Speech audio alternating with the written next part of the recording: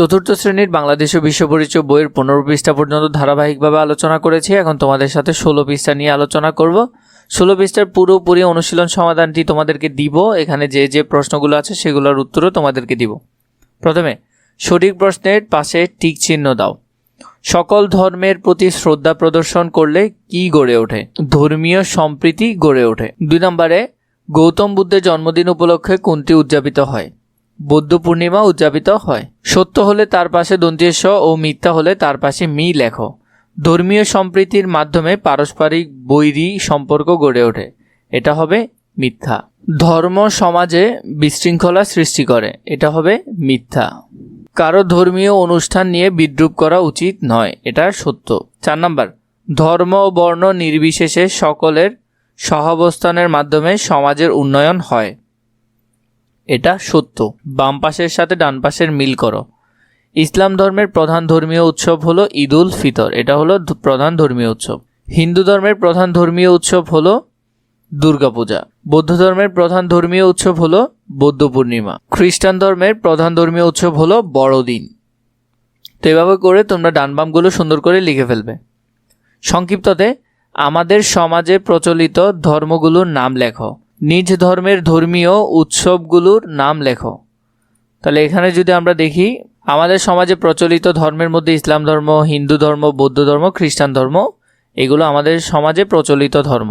নিজ ধর্মের ধর্মীয় উৎসবগুলোর নাম লেখো।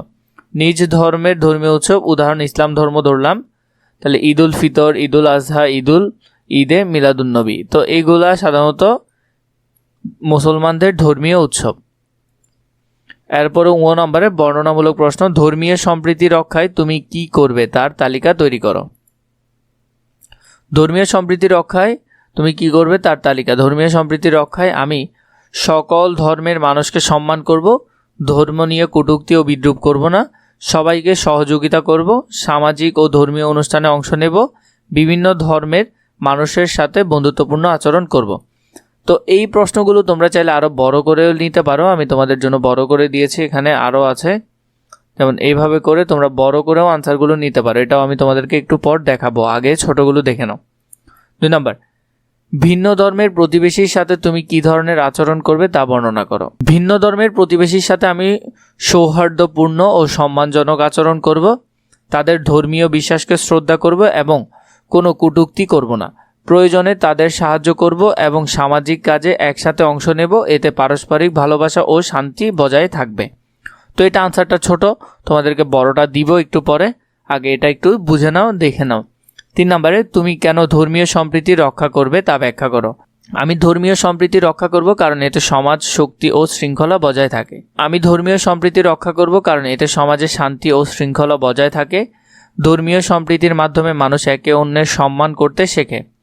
এটি সমাজের ঐক্য ও সহযোগিতা বৃদ্ধি করে এবং সকলের জন্য একটি সুন্দর বসবাসযোগ্য পরিবেশ তৈরি করে। এরপরে 4 নম্বরে যদি দেখো, তোমার ধর্মের একটি প্রধান উৎসব কিভাবে উদযাপন করা হয় তা লেখো। উদাহরণে ঈদ উল ফিতর ধরা হলো। ঈদ উল ফিতর ইসলাম ধর্মের একটি প্রধান উৎসব। এই দিন সকালে নামাজ আদায় করা হয়। মানুষ নতুন পোশাক পরে একে অন্যের শুভেচ্ছা জানায়। গরিব ও অসহায়দের সাহায্য করা হয়। আত্মীয় স্বজন ও প্রতিবেশীদের সাথে আনন্দ ভাগ করে নেওয়া হয়। তো এরপরে সেম প্রশ্নগুলোর উত্তর আবার আমি এখানে বড় করে দিয়েছি যাতে তোমাদের জন্য সুবিধা হয়, তোমরা যাতে পরীক্ষা লিখতে পারো।